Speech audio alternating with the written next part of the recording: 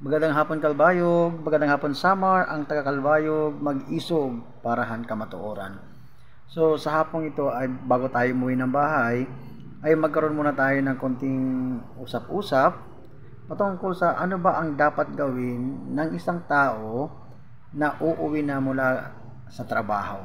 So meron lang akong konting pamantayan kung ano ba dapat ang gawin natin bago tayo umuwi ng ating trabaho, bago natin lisan ang ating trabaho, kagaya ng eskwelahan, sa mga offices na kung saan ka nagtatrabaho. So, dapat gawin, pag uwi mula sa trabaho, may mga prinsipyo at halimbawa nang maaring magbigay ng gabay. So, halimbawa, number 1, magpapasalamat at pagkilala sa Diyos. So, sa lahat ng bagay, magpasalamat tayo sapagkat ito ang kalooban ng Diyos para sa inyo kay Kristo Jesus.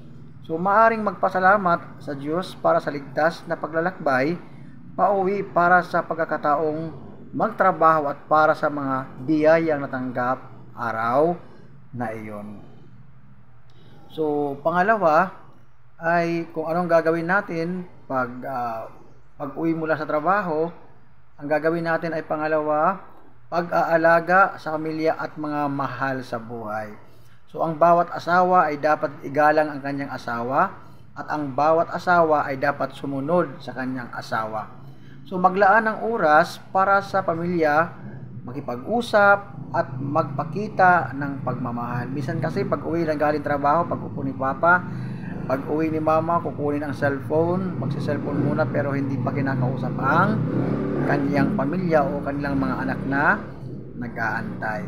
Sunod, huwag ninyong pabayaan ang pagtitipon ninyo gaya ng ugali ng ilan, kundi mag-udyukan kayo, lalo na habang nakikita ninyong papalapit na ang araw. So, siyempre alam naman natin na hindi natin alam ang bukas o ano man ang pwedeng mangyari. So, kailangan pag uwi natin galing sa trabaho ay kausapin natin ang ating pamilya, ang ating mga anak, kumusta na ba sila sa school, o kung halimbawa yung asawa mo din ay nagtatrabaho, kumustahin mo din para nasa ganun ay mapag-alaman kung ano ba, may problema ba o wala, o kung okay na ba ang lahat.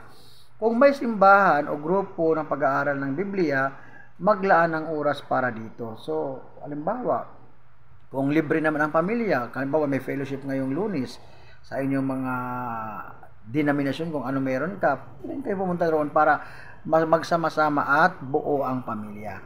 Sunod ay pagpapahinga at pag-aalaga sa sarili. Of course, galing tayo sa trabaho, it's a matter of suggestion lang naman to, kailangan din na magpahinga tayo dahil siyempre pagod. Ang pagod na tao ay nagkakamali.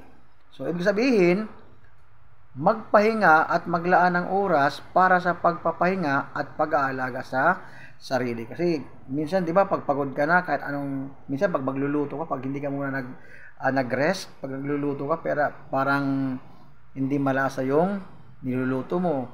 Minsan pag gumagawa ka ng mga gawaing bahay, parang nalilito ka kasi pagod ka nga, pagod ang isip mo, pagod ang katawan mo, kagaya ng mga teachers, maghapon nagsasalita, nakatayo, tapos sa maingay ng mga kabataan, sa kasasaway ng mga bata. Siyempre, ang teachers ay hindi lamang pagod spiritual, hindi lamang pagod physical, pati emotional, pagod na pagod ang mga teachers. Pero lumalaban pa rin ang mga teachers.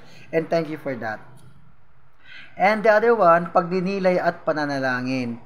Huwag kayong mag-aalala tungkol sa anumang bagay, kundi sa lahat ng bagay sa pamamagitan ng pananalangin at magsusumamo na may papasalamat, iharap ninyo ang inyong mga kahilingan sa Diyos. So, minsan pag pagod na tayo, hindi na natin kaya physically, iniisip natin ang bukas. So ang gagawin natin ay ipagpasa Diyos na lang natin ang lahat. Kasi gagawa ang Diyos ng paraan kung lahat ng mga bagay na hindi natin kaya ay ating ibibigay sa Kanya. So maglaan ng oras para sa pagninilay at panalangin upang makipag-usap sa Diyos at humingi ng Kanyang patnubay at lakas. Only God can give us full strength. No? Wala nang iba. Yung iba, dahil napapagod, nagiinom. Yung iba, dahil napapagod, nagsusugal. Dahil ang iba, napapagod. Kung ano-anong bagay ang pwedeng makapawi sa pagod nila. Pero, ang kapaguran na yan, kung ibibigay natin sa Panginoon, susuplayan tayo ng kalakasan ng ating Diyos. And then, the other one is paglilingkod sa iba. Kahit kauwi mo lang sa bahay, halimbawa, may pumunta sa bahay nyo na nangangailangan tulong, kung may maaabot ka na tulong, ibigay mo na. So, magtulungan kayo sa pagdadala ng isa't isa, mga pasanin, at sa ganitong paraan, tutuparin ninyo ang batas ni Kristo. So, halimbawa, kung may pagkakataon na maglingkod sa iba, maging sa pamilya, komunidad, o simbahan. Minsan sa pamilya na lang. Halimbawa, sa buong pamilya, marami naman kayo. Halimbawa, may tatay, may nanay, may 3 anak. So, dapat yung mga anak natin ay bibigyan din natin sila ng trabaho sa ating pamilya. Halimbawa, maghugas ng pinggan, na pwede naman maghugas yung mga bata, na hindi na gagawin pa ng magulang. So, yung mga anak naman na pwedeng magtrabaho na makakatulong sa pamilya, ay tumulong na din para sa ikagagaan ng lahat. At panghuli, pag-alala sa mga pangangailangan ng iba. So, ang pag-ibig ay hindi naghahanap ng sarili nitong kapakanan. So, maglaan ng oras para sa mga nangangailangan at magpakita ng pag-alaala o pag-aalala at pag-ibig sa kanila. So, halimbawa, nakakita ka ng mga kapitbahay mo na medyo nahihirapan sa buhay, na meron ka namang pwedeng maitulong, wag mo lang ipagkait ang tulong na yan para sa kanila. Kasi kung ano ang ginagawa na lihim natin, yun ay nakikita ng Diyos.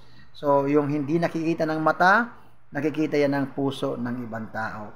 So, yun lamang po. Magandang hapon. Huwag kalimutan, mag-uwi sa bahay, magpahinga at magnilay-nilay sa salita ng Panginoon.